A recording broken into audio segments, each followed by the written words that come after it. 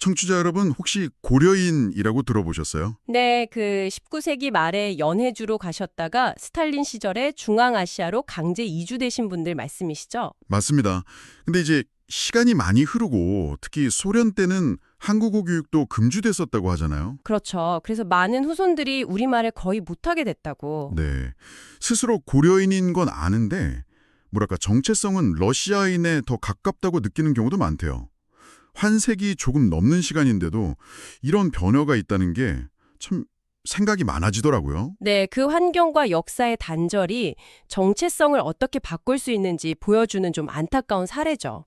언어랑 문화가 그냥 소통수단이 아니라 뿌리인데 말이죠. 그래서 오늘은 이거랑 좀 비슷하면서도 훨씬 더 오래된 이야기를 한번 깊이 파고 들어볼까 합니다. 아, 어떤 이야기일까요? 무려 430년 동안 이집트에서 노예로 살았던 이스라엘 민족 이야기요. 아, 출애굽기 이야기군요. 네, 그들이 이제 해방돼서 시내산 앞에 딱 섰을 때 하나님이랑 맺은 언약 있잖아요. 네, 신의 산 언약. 아주 중요하죠. 이게 그냥 규칙 목록 이상이라는 거죠. 오늘은 이기성 목사님의 출애굽기 19장 설교를 바탕으로 이 고대 언약이 어떻게 한 민족의 정체성, 관계를 완전히 새롭게 만들었는지 그걸 좀 자세히 보려고요. 좋습니다. 노예 생활의 상처를 안고 광야에 선 이스라엘 백성들, 그들에게 이 언약이 과연 어떤 의미였을지, 또 이게 오늘날 우리한테는 어떤 질문을 던지는지 같이 한번 살펴보면 좋겠네요. 자, 그럼 먼저 배경부터 좀 짚어볼까요? 아까 고려인 이야기 잠깐 했지만 430년이면 와, 정말 길잖아요. 그렇죠. 상상하기 힘든 시간이죠. 이집트에서 나고 자란 세대한테 조상 아브라함, 이삭, 야곱 이야기가 얼마나 와닿았을까요? 설교에서도 그 부분을 지적하시던데 우리가 아브라함 자손이래 이 정도는 알았을지. 네, 그쵸. 매일 노역에 시달리는데 아득한 옛날 조상과 맺은 하나님의 약속, 그게 얼마나 희미하게 느껴졌겠어요? 네, 오히려 설교자님 말씀처럼 그 아브라함 자손이라는 꼬리표가 더 고통스러웠을 수도 있겠다 싶어요. 그렇죠. 주변에 이집트 신들은 막 힘도 세 보이고, 그런데 우리 조상의 하나님은 뭐 하시나? 400년 넘게 별다른 기적이나 보호를 경험 못했다면 믿음이 현실 앞에서 얼마나 무력하게 느껴졌겠습니까? 하나님 약속, 그게 지금 나랑 무슨 상관인데, 이런 회의감. 충분히 들 수 있죠. 설교에서는 이런 모습이 오늘날에도 있을 수 있다고 하시더라고요. 뭐랄까, 신앙의 본질적인 관계나 정체성은 좀 희미해지고 종교적인 껍데기나 이름만 남은 상태예요. 정말 그럴 수 있겠네요. 바로 그런 이스라엘 백성에게 출애굽기 19전이 정말 극적인 전환점이 되는 거군요. 네, 맞습니다. 이집트 나오고 딱 3개월 만에 시내 광야에 도착하잖아요. 근데 재밌는 게 여기서 거의 1년을 머문다는 거예요. 그렇죠. 가나안까지 가는 길인데 왜 이렇게 오래 있었을까 싶죠. 네, 이동 시간보다 훨씬 길어요. 왜 그랬을까요? 여기서 이제 설교가 중요한 포인트를 짚어줍니다. 하나님께 중요했던 건 목적지에 빨리 가는 속도가 아니었다는 거죠. 속도가 아니라. 네. 그 과정에서 이스라엘 백성이 하나님 앞에서 어떤 존재로 바로 서느냐, 이게 중요했다는 겁니다. 시내산에서의 1년은 그냥 멈춰있는 시간이 아니었어요. 430년 묵은 그 노예 근성을 벗고 하나님의 백성이라는 새로운 정체성을 배우고 또 하나님이 어떤 분이신지 깊이 알아가는 필수적인 시간이었던 거죠. 우리 눈에는 정체된 것처럼 보여도 하나님의 계획 안에서는 가장 중요한 시간이었을 수 있겠군요. 정확합니다. 사실 하나님은 이미 모세를 처음 부르실 때부터 예고하셨어요. 이 산, 시내산에서 이스라엘 백성이 하나님을 섬기게 될 거라고요. 출애굽기 3장 12절 말씀이군요. 이미 계획된 만남의 장소였네요. 그렇죠. 자, 그럼 이제 그 만남의 핵심, 신의 산 언약 내용으로 한번 들어가 보죠. 하나님이 모세를 통해 말씀하시잖아요. 세계가 다 내게 속했는데 너희가 진짜 내 말을 잘 듣고 내 언약을 지키면 너희는 모든 민족 중에서 나의 특별한 소유가 될 거다. 네, 그리고 제사장 나라가 되고 거룩한 백성이 될 것이다. 네, 내 소유, 제사장 나라, 거룩한 백성. 와, 이 약속들 듣기만 해도 뭔가 엄청난데 정확히 어떤 의미일까요? 여기서 진짜 중요한 포인트가 있어요. 설교에서도 계속 강조하시는 건데 이 언약이 하나님의 백성이 되기 위한 자격 조건이 아니라는 거예요. 조건이 아니다. 근데 내 말을 듣고 언약을 지키면 될 것이다. 이렇게 되어 있으니까 꼭 조건처럼 들리는데요. 네, 맞아요. 그 표현만 보면 충분히 오해할 수 있죠. 저도 처음엔 그렇게 생각했고요. 근데 성경을 볼 때는 항상 그 앞뒤 문맥, 더 넓은 이야기 흐름을 봐야 하잖아요. 아, 그렇죠. 하나님은 이 언약을 말씀하시기 훨씬 전에 이스라엘이 아직 이집트에서 고통받고 있을 때부터 이미 그들을 내 백성, 내 아들, 심지어 내 장자라고 부르셨어요. 아, 출애굽기 4장 22절이요? 네, 그들 구출하신 것 자체가 그들이 앞으로 뭘 잘할 거라는 조건을 보고 하신 게 아니라는 거죠. 이건 그냥 하나님의 일방적인 주관적인 사랑과 선택의 결과였어요. 구원 자체가 먼저 베푸신 은혜였다. 그렇죠. 그래서 언약 제안 바로 앞 4절에서 하나님이 상기시키시잖아요. 내가 이집트한테 어떻게 했는지, 독수리 날개로 업어서 나한테 어떻게 데려왔는지 너희가 봤다. 이미 베푼 은혜를 먼저 말씀하시는 거예요. 아, 순서가 중요하군요. 구원이 먼저고 언약은 그 구원받은 백성에게 주어지는 거다. 와, 이 부분이 진짜 흥미로운데요. 네. 그럼 언약을 지키는 게 구원의 조건이 아니라면 하나님은 왜 이 언약을 제안하신 걸까요? 목적이 뭘까요? 설교에서는 이걸 결혼에 비유해서 설명하시는데 아주 와닿더라고요. 결혼이요? 네, 우리가 보통 결혼할 때 모르는 사람이랑 조건을 걸고 하진 않잖아요. 이미 서로 사랑하고 미래를 약속한 관계에서 그 관계를 공적으로 선언하고 더 깊은 책임과 의무를 지는 단계로 나아가는 거잖아요. 아, 네네. 그렇죠. 신의 산 언약도 비슷하다는 거죠. 하나님이 이미 사랑으로 선택하고 능력으로 구원하신 백성과의 관계를 그냥 막연한 관계가 아니라 훨씬 더 친밀하고 역동적이고 또 구체적인 역할과 책임이 따르는 언약 관계로 발전시키려는 하나님의 제안이었다는 겁니다. 아, 그러니까 이미 있는 관계를 더 분명하게 정의하고 한 단계 업그레이드하는 계기였다는 말씀이시군요. 네, 맞아요. 어떤 짐을 지우려는 계약이 아니라 관계를 더 깊게 만들자는 초청 같은 거죠. 와, 느낌이 확 다르네요. 짐이 아니라 초청이라니. 그렇죠. 당시 다른 신들은 백성에게 계속 뭘 요구하고 짐을 지우지만 이스라엘의 하나님은 반대잖아요.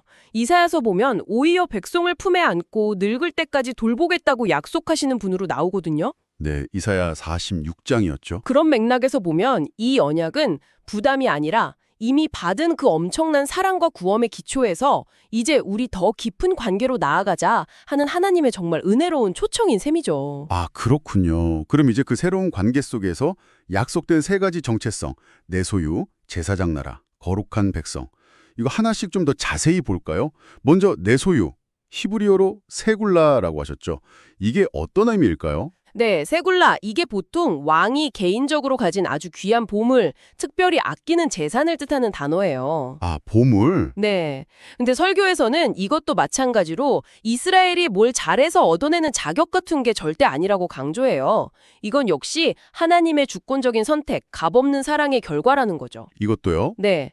하나님이 아브라함, 야곱 그냥 택하셨듯이 신약에서 바울이 말하는 것처럼 하나님이 먼저 사랑하셔서 거룩하게 하시려고 당신의 특별한 보물로 삼기로 그냥 결정하셨다는 선언이에요. 와. 여기서 진짜 놀라운 건 하나님은 얘네가 앞으로 이 언약 못 지키고 실패할 거라는 걸 너무 잘하셨다는 거예요. 바로 다음 장에 금송아지 만들잖아요. 네, 맞아요. 바로 뒤에. 그걸 아시면서도 너희는 내 특별한 보물이다 라고 선언하셨다는 거죠. 그들의 행위나 자격이 아니라 전적인 하나님의 은혜에 근거한 정체성 부여. 이게 정말 대단한 거죠. 역할. 그렇죠. 거룩하신 하나님께 나아가고 또 하나님의 뜻을 백성에게 전해서 그들도 거룩하게 살도록 돕는 역할. 그러니까 제사장 나라라는 건 이스라엘 민족 전체가 하나님을 예배하고 그 말씀대로 사는 모습을 통해 하나님을 모르는 세상 모든 민족에게 하나님이 이런 분이시다 보여주고 그들을 하나님께로 이끄는 다리 역할을 하라는 일종의 선교적 사명을 받은 거죠. 아, 온 민족이 제사장 역할을 한다. 네, 거룩한 백성도 비슷한 맥락이고요. 세상에 죄악된 방식과 구별되어서 하나님의 성품을 닮고 그 뜻대로 사는 공동체가 되라는 부르심이죠. 이게 그냥 고대 이스라엘에게만 해당되는 게 아니라고 하셨죠? 네, 설교자님은 이게 오늘날 교회 그리고 우리 모든 그리스도인에게도 똑같이 주어진 정체성이자 사명이라고 연결하세요. 베드로전서 2장 9절 말씀처럼요. 너희는 택하신 족속, 왕 같은 제사장, 거룩한 나라, 그의 소유된 백성. 아, 그렇군요. 선택받았다는 게 그냥 특권이 아니라 세상을 향한 책임이 따른다는 거네요. 그렇죠. 책임이 먼저죠. 설교에서 그 달란트 비유 이야기도 하셨잖아요. 각자 받은 건 달라도 책임은 같다고. 그 부분도 인상 깊었어요. 맞아요. 5달란트든 2달란트든 1달란트든 중요한 건 액수가 아니라 각자 맡겨진 자리에서 나는 하나님의 소중한 소유다. 나는 세상을 위한 제사장이다. 거룩한 백성이다. 이 정체성을 가지고 충성되게 사는 거라는 거죠. 남과 비교할 필요 없이요. 네, 비교하면서 불평하거나 좌절할 필요도 없고 또 남보다 많이 가졌다고 교만할 이유도 없고요. 그냥 내 삶의 자리, 내 직장, 가정, 세상 속에서 믿음으로 살면서 하나님의 선하심과 거룩하심을 드러내는 것, 그게 바로 언약을 지키는 삶의 모습이라는 겁니다. 그렇군요. 자, 그럼 이 엄청난 제안에 대해서 당시 이스라엘 백성들은 어떻게 반응했나요? 출애굽기 19장 8절에 나오죠. 백성이 일제히 응답하여 이르되 여호와께서 명령하신 대로 우리가 다 행하리라. 와, 만장일치로요? 네.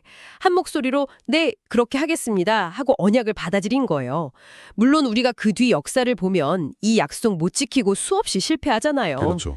하지만 적어도 시내산 앞에서의 응답은 진심이었고 이걸 통해 하나님과 이스라엘 사이에 공식적인 언약 관계가 맺어진 거죠. 설교에서도 이 부분을 오늘 우리에게 적용하셨어요.